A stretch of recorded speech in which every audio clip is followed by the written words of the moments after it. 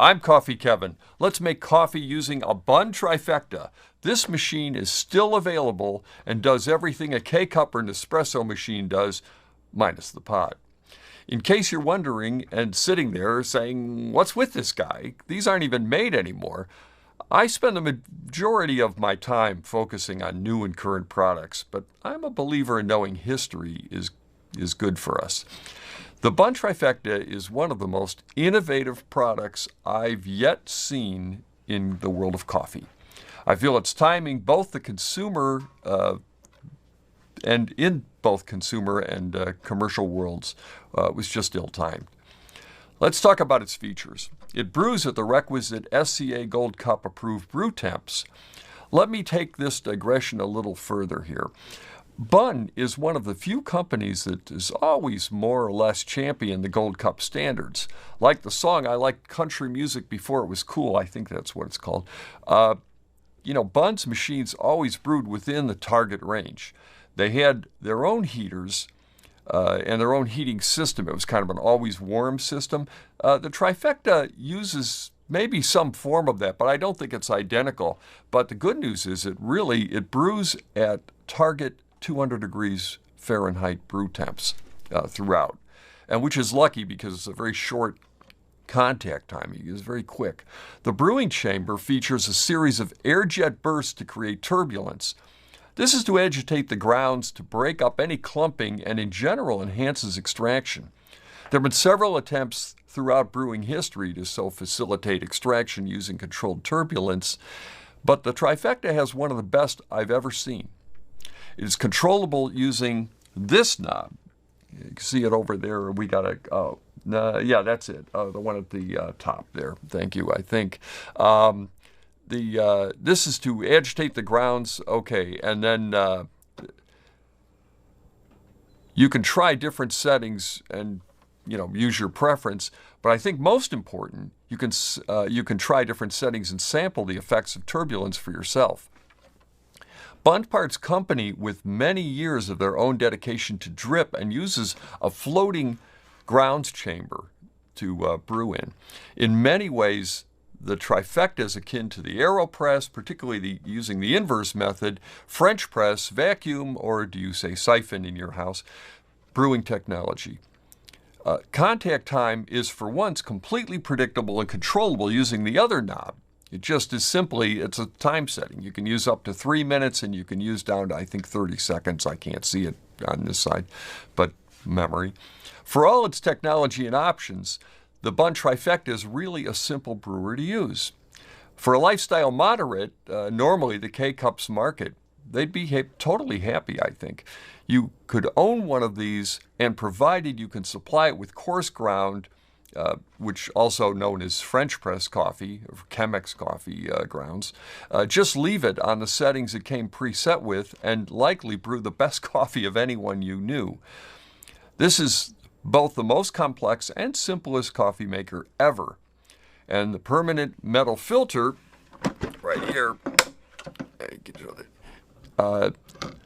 means no paper filter waste, no filters to buy or run out of. So, okay. So, what happened? Well, that's another show. I want this one to be about its great technology and performance. I tried to do one before and I messed up a few things myself. I think this is going to be, I'm hoping, the definitive one. It's the one I kind of was up at night thinking about doing. Anyway, let's cut to the review chase and brew one right now.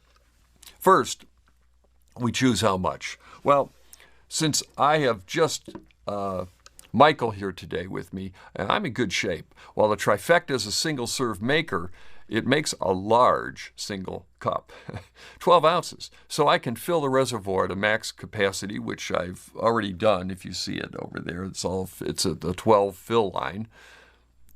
Okay, and I've pre-ground 22 grams of coffee, which follows the Gold Cup standard of 11 grams per cup.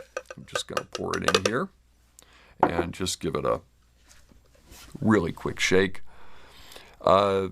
Mike and I will each have one beautiful 6-ounce cup of coffee.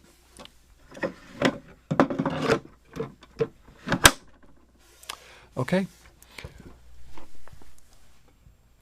We fill the removable brewing chamber. It's got the grounds in it, placed it in there. It's sealed with the snap-tight latch I just did. I'm using the following settings, which are, I've got, I think, a 2-minute, can you see it? A 2-minute setting on the brew. And then I'm really right in the middle on the turbulence. And I try different settings from time to time, but I'm really happy with this right now. Other than that, it's simple. Press the on button. Now you can see it's filling there. Now, since it's 2 cups I'm brewing, I'm using a small carafe here, and then I'll just pour them into both cups. I sometimes, when I'm reckless and I'm making it at home for Patricia and myself after late in the afternoon or something like that, we usually have a cup. I will recklessly, put 1 cup under there and then so quickly that my goal is not a drop of coffee is spilled. But I'm not going to take that chance here, not with you. Anyway, here goes. We're brewing, and in 2 minutes it should be done. Each of us is going to get a beautiful cup of coffee. Should I wish to brew each of us a cup, or a larger cup for either of us, or say Mike wanted regular and I wanted decaf? That doesn't sound likely either, does it? Well, anyway, if we'd done that, I could just brew 2 cups, just like a K-cup, and it's not much harder. The cost of this machine was upwards of $500. I'm sorry, that's a reachable price point for its innovation and its market of connoisseurs. What high-end doctor or lawyer would not want this level of quality in their office or home coffee bar? That's my thinking anyway, but apparently it wasn't to be so. So let's see, we're almost there, and you'll hear I've learned to listen for it. There's just a slight sound, like a little brief hum moment before it pours. So in case you're ever worried about using it, that will, if you have to put a cup under there real quickly or something, you're not going to do that method, are you? Anyway, let's look at it from the medium shot, Mike. Thanks. And here goes. Here goes. I don't know if the close-up gets even better. Maybe the close-up's better. Oh, no. Go to the medium shot. Or pull out. Yeah, because it's going to go down. That's it. That's the shot for this. It's going to go right down in there. And there it goes.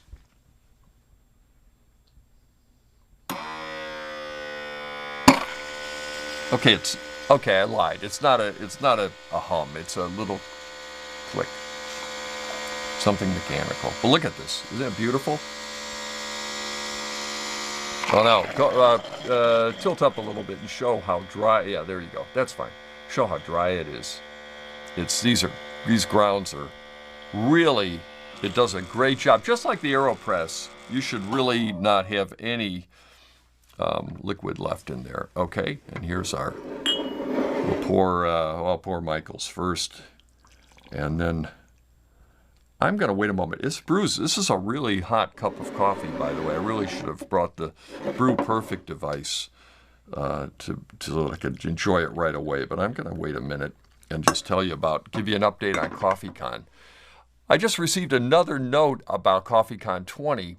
At the moment, I'm waiting final confirmation regarding CoffeeCon Midwest, which is almost a certainty in the Chicago area this coming fall. However, at present, there's no other CoffeeCon that has the sponsorship in place. I need upwards of $50,000 to fund venues, which requires upfront cash, and that's for each venue. It's upfront cash to hold and prepay to secure. The venue business works in advance. It's not 30 days net or anything like that. The local roasters just can't afford to pay enough, and I want the local roasters there. I mean, you know all that. The large roasters seem to believe they're better off promoting themselves in their own smaller scale events. I've noticed this trend. This is the Blue Bottles, Countercultures, Stumptown, Intelligentsia, Pete's. Starbucks, really, that group. I don't even think Starbucks really cares one way or the other, but the others, I think do. And they do their own events, which they typically charge much higher consumer entry fees. I've seen tickets $50 to $75 for a one-day, tasting of just their coffees, maybe a class thrown in of some kind or two. It limits their crowd, too, that price point, to geek-level groupies, not my wish for CoffeeCon. Everyone's welcome at CoffeeCon. That's what I want all people of all interests and skill levels to attend. Plus, we have proven our market difference with the classes. No one can touch us, just as no one can come near us with our choices of over 20 or more different roasters at each coffee event. I have asked the SCA if they would be interested in partnering, but so far, no response. Even brewer manufacturers who typically pay the freight on industry trade events gulp when I share our costs. I just want you to know, as candidly as I can, how it is. I'm ready. Meanwhile, we're launching a Patreon page. If you want to support us in our efforts, including this show, that's the best single way you can do it. Of course, please like, share, and subscribe to our videos.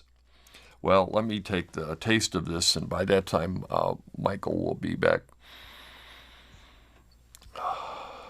Wow, it smells delicious. By the way, let me talk about this coffee for a sec. This is an Oren's Daily Roast Sumatra Mandailing, and Oren and I have a long-standing disagreement going back and forth. It's mostly on email, though we do.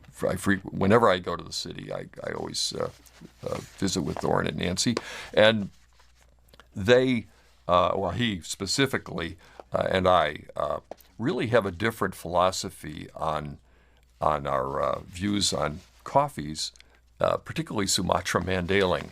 That is. His own view is he doesn't like any of the earthiness that I really cherish as unique in a Sumatra. So anyway, I was curious to try this coffee.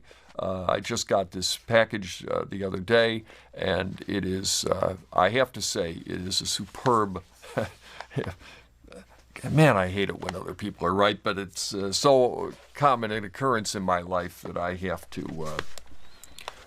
I wanted to make sure it got seen, but I make sure that it is, there we go. All right, and there we go, right in the center of things. All right, anyway, this coffee, I'm just about to take a taste of it, so let me put this down, and then,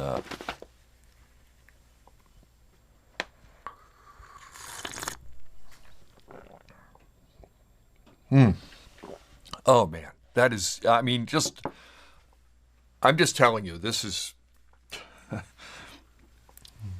there's a side of me that just wants to buy every one I can find and create a site that just devoted to this machine. It is really that good.